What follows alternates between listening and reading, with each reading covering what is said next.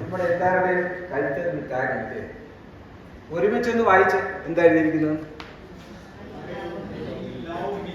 I love me. കാണുമ്പോൾ തന്നെ ഒരു ഐശ്വര്യം. ഇത് തീർച്ചയായും ആത്മാർത്ഥമായി പറഞ്ഞെന്ന് ഞാൻ വിശ്വസിക്കുന്നു.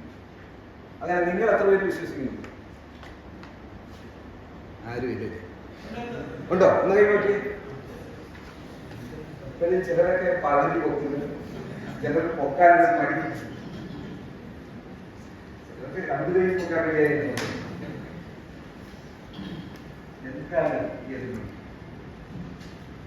എന്തെങ്കിലും ഒരു കാരണം നമ്മൾക്ക് നമ്മളെ സ്നേഹിക്കാൻ പറ്റുന്നില്ലെങ്കിൽ ഈ ഭൂമുഖത്ത് നിങ്ങൾ ആരെ സ്നേഹിക്കും?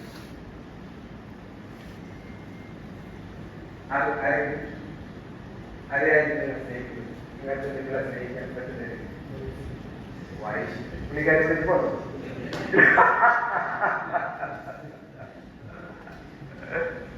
നിങ്ങളൊക്കെ കൂടുതൽ നിങ്ങളുടെ വൈഫിനെ സ്നേഹിക്കുന്ന എത്ര പേരുണ്ട്? ഭാര്യ ഭർത്താവ് പരസ്പരം തീർച്ചയായും നിങ്ങളുടെ ആൻസർ ആയിരിക്കാം. തീർച്ചയായും സ്നേഹിക്കണല്ലേ? നമ്മുടെ അല്ലാതെ നമ്മുടെ പൈസ കൊണ്ട് കൊടുത്താലും വെച്ച് വായി കൃത്യമായിട്ട് തരണമെങ്കിൽ നമ്മൾ തീർച്ചയായും അവരെ സ്നേഹിച്ചിരിക്കണം. പക്ഷെ നമ്മളെ സ്നേഹിച്ചില്ലെങ്കിൽ എന്തായാലും സംഭവിക്കാൻ പോകും.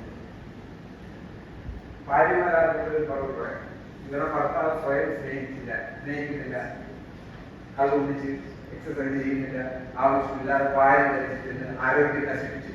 അങ്ങനെയുള്ള ഒരു ഭർത്താവ് എത്ര കാലം നിങ്ങളെ സ്നേഹിക്കും?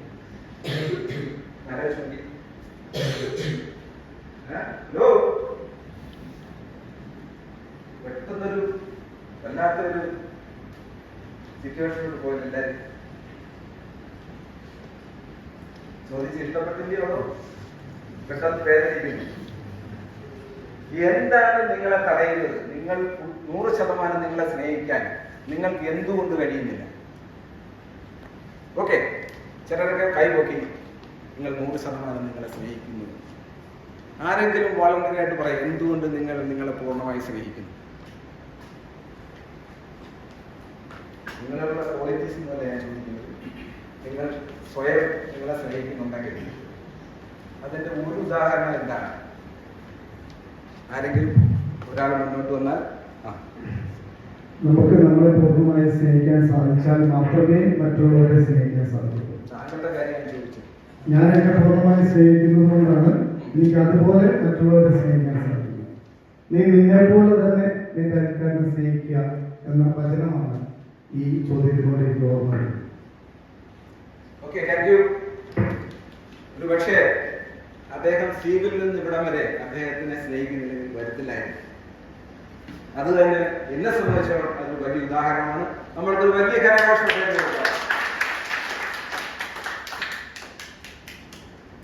നമ്മുടെ മനസ്സിൽ എവിടേക്കോ എന്തൊക്കെയോ കുറവുണ്ടെന്നുള്ളൊരു തോന്നൽ നമ്മൾക്ക്. നിങ്ങൾ എത്രത്തോളം നിങ്ങളെ വിലമതിക്കുന്നുണ്ട് എന്ന് ചോദിച്ചു കഴിഞ്ഞാൽ എന്തായിരിക്കും നിങ്ങളുടെ മറുപടി? ഒരു ചെറിയ കഥയിൽ തന്നെ തുടങ്ങാല്ലേ? കഥ കേൾക്കാൻ എല്ലാവർക്കും ഇഷ്ടമാണല്ലേ? എനിക്ക് വളരെ പരിമിതമായ സമയം തന്നിട്ടുണ്ട്, എങ്കിലും നമുക്കൊരു ചെറിയ കഥയിൽ തന്നെ തുടങ്ങാം. ഒരു കുട്ടി അച്ഛനോട് ചോദിച്ചു, അച്ഛാ, എനിക്കൊരു ഉണർവില്ല, ഉന്മേഷമില്ല, എനിക്ക് എന്തോ ഒരു മതിപ്പില്ലായ്മ തോന്നുന്നു. കുട്ടി പറഞ്ഞു, എന്താണ് ഇതിന്റെ മതിപ്പില്ലായ്മ? എനിക്ക് തന്നെ ഒരു അപകർഷാദം, എന്തോ എനിക്കൊരു വിലയില്ലാതെ പോലെ എനിക്ക് തോന്നുന്നു. അപ്പോൾ ഈ അച്ഛൻ അടുത്ത ദിവസം രാവിലെ